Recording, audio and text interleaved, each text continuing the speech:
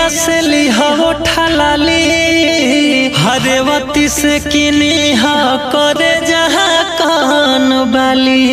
हरे बेलथरा से लिहा सोना सूट तू पियार हरे पेन्ही के घूमी हा सिकंदरपुर दियार के घघरा नगरा के पहिनी हा हो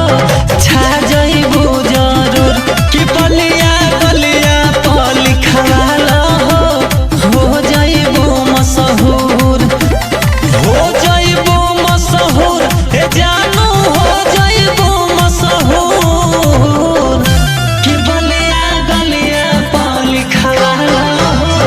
हो जइबू मशहूर कि बिंदिया बलिया के लगाला हो जइबू मशहूर हो जइबू मशहूर हो जइबू मशहूर।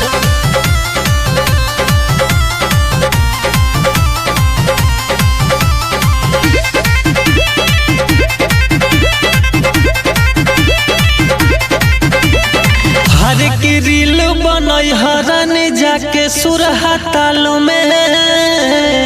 फसब बसंतपुर के लाई कन के जल में घूम राहुल संग के सुखोली करिया हो जइबू फेमस बबी बासडी बैरिया कि सेल्फी लिहाबे आसी पुल पर